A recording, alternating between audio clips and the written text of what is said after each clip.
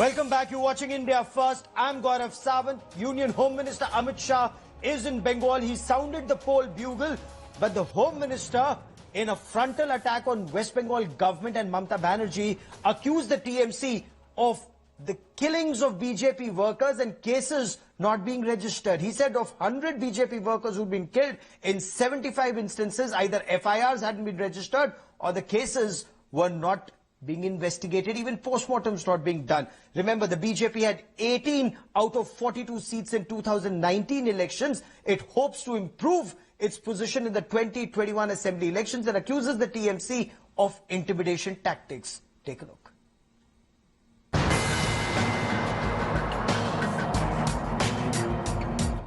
बंगाल में भारतीय जनता पार्टी अपना पैर पसार रही है। तृणमूल कांग्रेस के कार्यकर्ताओं ने भारतीय जनता पार्टी के कार्यकर्ताओं के साथ बहुत अत्याचार किए हैं, बहुत अन्याय किया है। 100 से ज्यादा कार्यकर्ता हमारे मारे गए हैं और ये 100 में से 75 से ज्यादा एफआईआर में एक भी अरेस्ट नहीं हुआ है। तो इससे ज्यादा बड़ी विफलता शासन की हो नहीं सकती। Join me on the broadcast is Professor Monojit Mandal, a political analyst. With me is Gopal Krishna Agrawal, spokesperson of the BJP, and India Today magazine's deputy editor Kaushik Deka, who's travelled extensively across Bengal. But Professor Mandal, grave charges being levelled by the Union Home Minister accusing the TMC of intimidating BJP workers ahead of elections. This he has been doing for the last 6 years, ever since he became president of the party in 2014. And even thereafter, the Mamata Banerjee won 2016 election with a thumping majority. So these are all allegations, political allegations made by party, which doesn't have any, recognizable presence in the state in terms of its connect to the people. The kind of electoral dividends that they had in 2019 is because of a different reason altogether. And even after that, Gaurav, even after that in last year, 2019 November, we had by-elections in some of the assembly constituencies. All the 3 constituencies are actually owned by the TMC with thumping majority. So I mean, don't go by all these kind of allegations. We know what we are doing. They have their own governor in the form of Mr. Jagdeep Dhankar, who is speaking in their voice, BJP's voice. I'm not talking about government of India's voice. In fact, people of Bengal are alleging that the governor office has now become actually BJP's headquarters. In fact, people of Bengal are confused also that who are going to lead the party in 2021. Is it not a fact that 100 workers have been killed? Is it not a fact that Amit Shah says in 75 cases, FIRs not registered or post-mortem not done, court orders had to be sought? But let me take this to Gopal Agrawal. Gopal Agrawal, the TMC says that political killings are taking place on both sides. The BJP selectively highlights some cases. No, but Gauravji, we should ask who is responsible for law and order in the state. If TMC and Mamata Banerjee says that we are not responsible, we cannot do anything, then what is the way? They have to exit from West Bengal. They should resign. The thing is, if they say, we are saying that 100 of our Karyakartas have been killed, and it is not an opinion or perception, it is the fact and the data which we are quoting. They should tell, and who is responsible. If they have to give us the data and they have to take action. When the police officer from the chief of police in West Bengal behaves in such a way with the governor, and he has to be called back from the center, and the way his behavior, that shows that the law and order is completely broken down in West Bengal. And the thing is not only that, if the High Court is required to intervene and still they don't do post-mortem, what is the last right of anybody who has been seeing an unnatural death? There has to be a post-mortem. Kaushik, is there merit that killings are happening on both sides in equal numbers, or is the Home Minister correct in saying these are targeted killings of BJP workers, intimidation tactics ahead of 2021 polls? Gaurav, I would not know about equal numbers, but political violence is rampant West Bengal, and it's not a new phenomenon. We have seen it earlier who when is the left government responsible? was in power. It used to do against TMC. Now probably You are there TMC is for applying the almost same 10 tactics years. against the BJP. So it's So, but nothing you new. are We there have in the seen state this for happening almost 10 years. in the West Bengal. But what is interesting here is that for the first time, it is a fight between two equals, because at the center, the BJP is in power and TMC is in power in the state. So both sides have enough power and enough ammunition to go against each other. And it will be probably in 2021, when 5 states are going to poll, it would be the most exciting contest happening in 2021. And it will decide a lot of things in Indian politics, because for the first time, BJP would also face a serious challenge. In last 2-3 years, we have seen, particularly after 2019 Lok Sabha elections, they haven't faced that much challenge. Apart from Bihar, we would know what happens in Bihar, and after Bihar, we will see what happens in West Bengal. And it's a contest between two equals. Earlier, when left Fair was enough, in power, but TMC was killings, not at power. an exciting election, no doubt, but killings and political murders would be a cause for grave concern, and the apprehension is it may only rise in the coming weeks and months. We'll be tracking that. But there's another aspect that the Union Home Minister raised in his interview with India Today's Manogya Loiwal, and that was the issue of cattle smuggling. That was the issue of infiltration. Let's listen in to the Home Minister.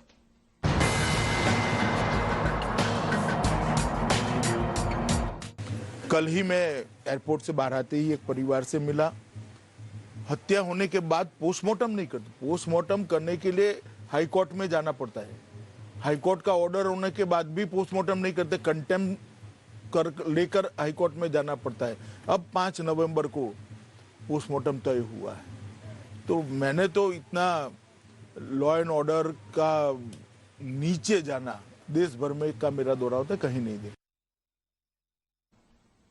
Okay, Gopal Agrawal, when the Union Home Minister raises the issue of cattle smuggling, when the Union Home Minister raises the issue of infiltration, these are all issues that TMC says that are handled at a border between India and Bangladesh. You have the border security force that's deployed there. In such a situation, is the Home Minister criticizing his own force? Why blame the police? Law and order may be a state subject, but border comes under the center. What Mr. Amit Shah has told in your interview is that the BSF looks after the border, but the state government has to cooperate for people infiltrated and through international issues. So there it is for the state government to cooperate with BSF and look into the infiltrated people and cooperate with them. That is not coming. And there are other issues also. When the communities which have come to for illegally, they are not even helping in CAA. Citizenship Amendment Act is an important part through which you can control the infiltration. This NRC, etc., national, all these things are not being implemented. The thing is, there is a clear-cut patronage to infiltrator and illegal element by the TMC goons. They are patronizing them. Okay. They are supporting them. That's a very grave charge. Yeah. That's a very grave charge. Okay, Monojit Mandal wants to respond to this, but that's a very grave charge that you are leveling. The Home Minister leveled the same charge that there's complicity in infiltration, there's complicity in smuggling, Professor Mandal. You see the kind of contradiction they have in their argument. CAA talks about legalizing the infiltrators, and that's the reason Assam is boiling. What are they talking about? I mean, What is you don't need legalizing? to, please let me come in my point. Have some courtesy, sir. You are legalizing the infiltrators who have come to India after 2014. That's the simple reason Assam is boiling. Gentlemen, you know the reason why Assam is boiling. One by Yes? one. So, it's not the question of infiltrators anymore. They want to target a particular community, right? We understand that. Our objection to CAA is on a simple ground that it cannot be based on religion. If you talk about the persecuted people, talk about all classes of persecuted people. We have nothing to do with that. But you have targeted a particular community. And the Assam, you first correct your state. The first state that was on the boil was Assam after the CAA last year. You please please, get those visuals right.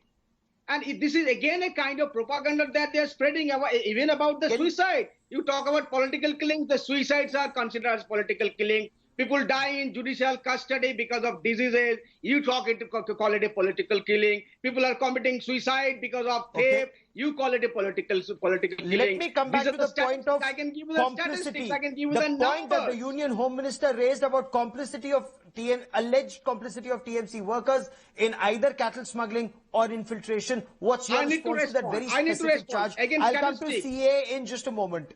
Gaurav, statistic. One BSF officer, Mr. Satish Kumar, is now being persecuted by the CBI. He was hand in glove with the smuggler.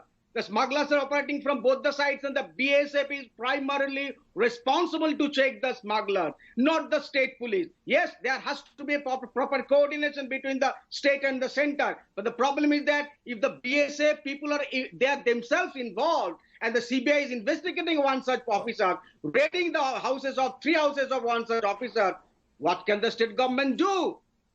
The CRPF Okay, is now what can the state government do, says the TMC. Gaurav ji. Okay, quickly, quickly respond, Gopal Krishna Agarwal. I before just bring in want to Kaushik ask Dekka. one Please, thing. For TMC people is saying spokesperson, they cannot stop the killing of the and not maintain law and order in West Bengal. They cannot stop the infiltrator. They are highly, deeply involved into corruption. The center money which flows to the state for M-Fund, that is being Sir, I'll siphoned come out. to, So I'll then come to what that is- aspect in what just a are moment. you I'll come to going do with Cyclone the Amphan in government? just a moment. So, sir, what are you doing No, with that the will West also bring the Bengal point of 356 where your party also seems to be divided. But let me come to that in just a moment. Kaushik Dekka, is there merit in the center saying that the state is complicit in infiltration and smuggling, and a very grave charge leveled by the Union Home Minister there? I'll explain this, Gaurav, and I believe both sides are very miser with their truth. The thing is that, of course, BSF probably has failed in stopping the infiltration or cattle smuggling, and not only in West Bengal, but also in neighboring Assam. But the important part is that when cattle smuggling happens, the cattle, probably you know that it could go from Haryana, it could come from Nagaland. So it has to go via West Bengal. How is it that state government would not know that such a thing is happening? Or when the infiltration is happening, when illegal people get into the state, there are multiple mechanisms, state mechanisms, through which one can detect an illegal infiltrator. So the border security forces may have failed when it comes to stopping the sneaking. But at the same time, the state government, state authorities, whether it's in West Bengal or in neighboring Assam, they also have failed, and quite often deliberately they have failed in stopping both cattle smuggling. That's and a very infiltration. important aspect. And And yes, Gopal Krishna someone has Agarwal, pointed out that when it comes to there cattle needs smuggling, to be a coordination. There needs to be a coordination between center Absolutely, and the between state, but both are states. leveling charges. They are not cooperating, or they are not trying to stop it. The problem is that they are just playing blame games. because this is big money I'll in respond. both, whether it's cattle smuggling, because cattle You smuggling see, also happens Mr. from Rajasthan, it happens from Haryana, it happens from several other states, and from there it gets all the way to Bengal. So why just blame the Bengal administration when several state governments and police, Gopal Krishna Agarwal, need to respond? But Gaurav, many of the states, Quick, 30 particularly seconds. Uttar Pradesh, in particularly Uttar Pradesh, where there was a large migration from the Uttar Pradesh, the Uttar Pradesh government has taken strong actions. They have banned all the Multiple illegal. states need to do that, and it shouldn't just remain a Yes, we political are issue. doing. But let me also focus on the other big story where the Union Home Minister says that there is anger against the Mamata Banerjee government. In fact, he went on to say that the death knell has been sounded for the Mamata Banerjee government in Bengal as he blew the poll bugle. Of course, Mamata Banerjee hit back by saying, let's maintain decorum in language. But let's listen into what he said, what Amit Shah told Manogya Loiwal.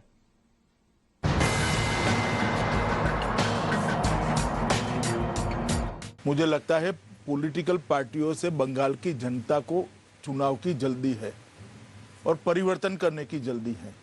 जिस तरह की भीड़ मैं देख रहा हूं road पर, जहां जाते हैं वहां पर, वो एक प्रकार का गुस्सा दिखाती है अभी के शासन के खिलाफ। एक और तो ममता जी के शासन के प्रति आक्रोश है, गुस्सा है, और दूसरी आंख में मोदी जी स्थिति को सुधार सकते हैं, इसकी भरोसा और आशा भी दिखाई पड़ती है। And Amit Shah also said all details about central aid on Cyclone Amphan. Those details will be made public, and then it's for Mamata Banerjee to respond how that central aid was utilized or misappropriated. Listen in.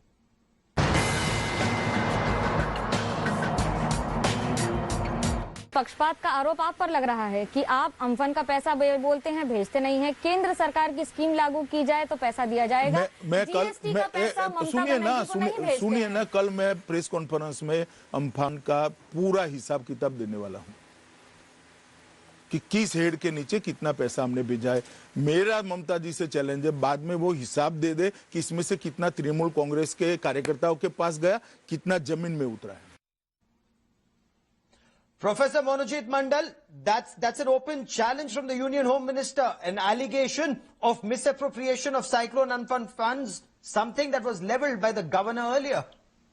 No, he will give the accounts tomorrow. Let me give him the accounts. 52,000 crores Bengal government owes to the center. You know, they are not releasing the money. Only 2,500 crores in the form of GST has been released only recently.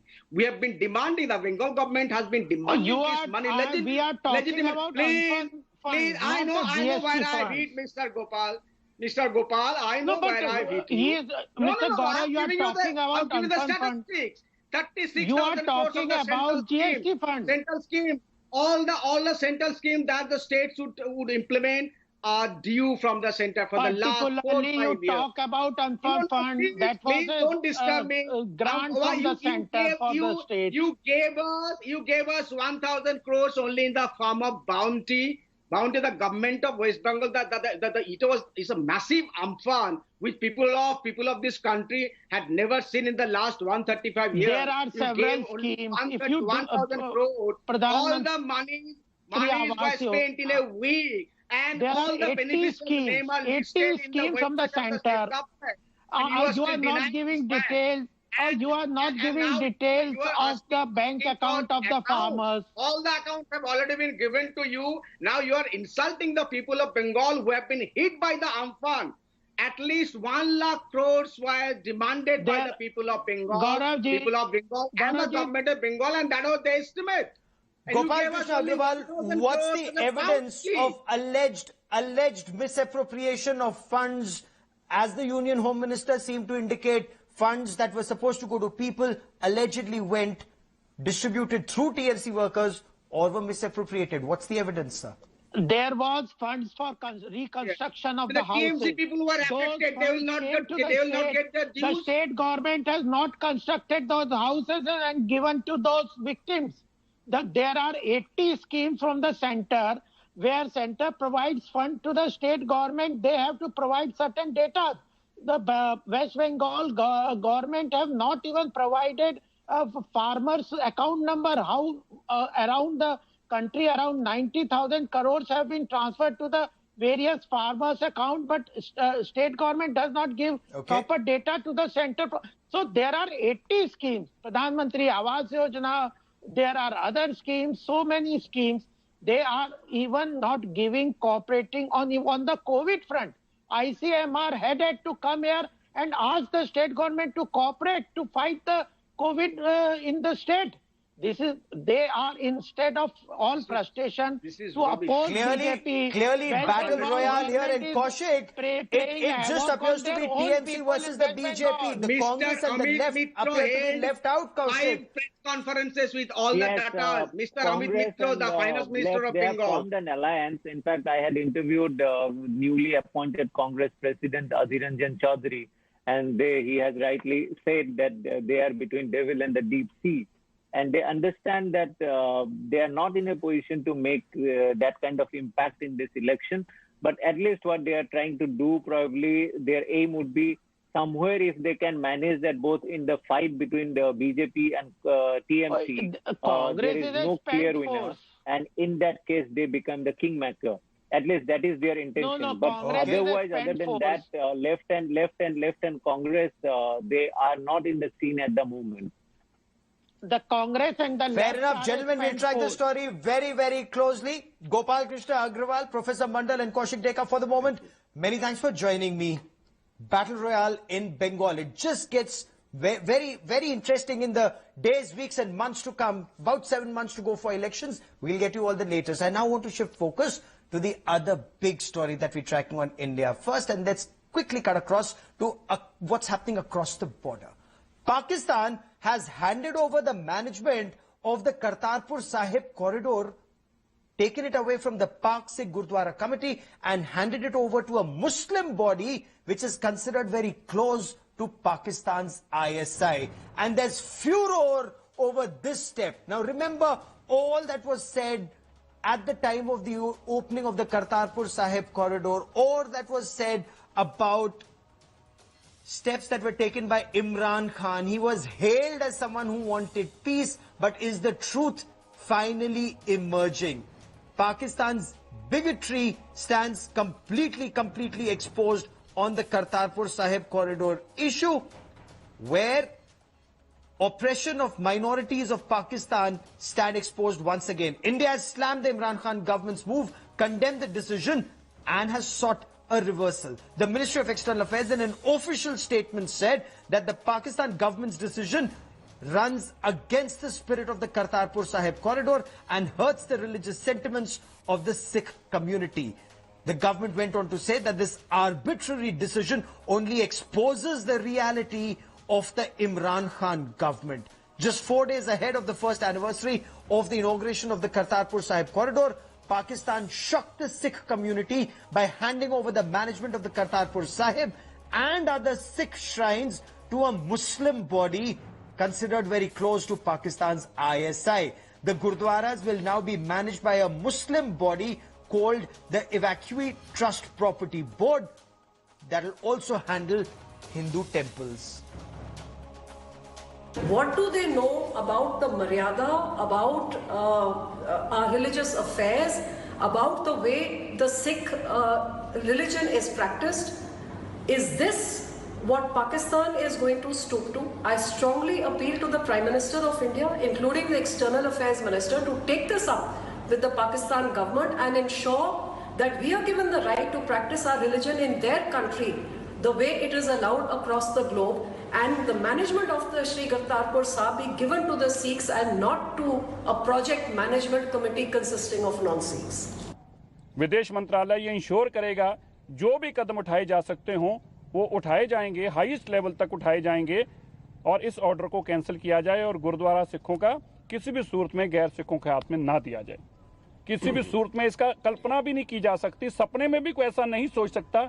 जिस cabinet ने ये पास करके गैर सिखों के हाथ में गुरुद्वारे का प्रबंध दिया, हम आज तक हैरान है सोचकर कि क्या कभी कल्पना भी कोई कर सकता है कि किसी धर्म के लोगों को बाहर निकाल के और गैर धर्म के लोगों को गुरुद्वारा या मंदिर मस्जिद उनके हैंडओवर कर दिया जाए? क्या ये कभी हो सकता है?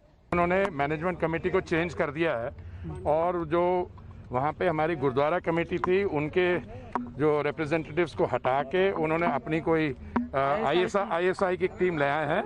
इस पे भारत सरकार की तरफ से और गृह मंत्रालय की तरफ से और विदेश मंत्रालय की तरफ से आएगी।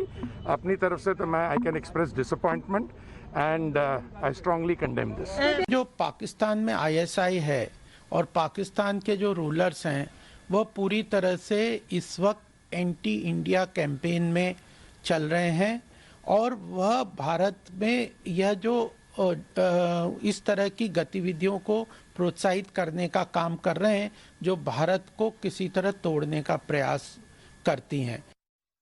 Let me now get you images of 4 powerful navies exercising together and interoperability. Take a look at Indian Navy's tanker INS Shakti refueling an American ship and a Japanese ship simultaneously in the Bay of Bengal. So you have 4 powerful navies, India, United States, Japan and Australia exercising together in the Bay of Bengal. 4 powerful democracies, 4 powerful navies, when they carry out exercises together, whether it's refueling each other so they're getting to know each other's systems, common communication, it's also a signal that goes out to an expansionist China that the main effort of four powerful navies is to ensure that Indo-Pacific, the sea lanes of communication, are kept open. Look at this magnificent image of Indian Navy's tanker, INS Shakti. It's refueling a Japanese Navy ship and an American Navy destroyer simultaneously. These exercises will go on in two phases. From the 3rd to the 7th is the first phase, and then they go into the Arabian Sea for the second phase of this exercise. Anti-submarine warfare, anti-ship warfare. These powerful navies will hunt enemy ships and enemy submarines and ensure that they share all information with each other, and that way the Chinese will not be able to sneak into the Indian Ocean.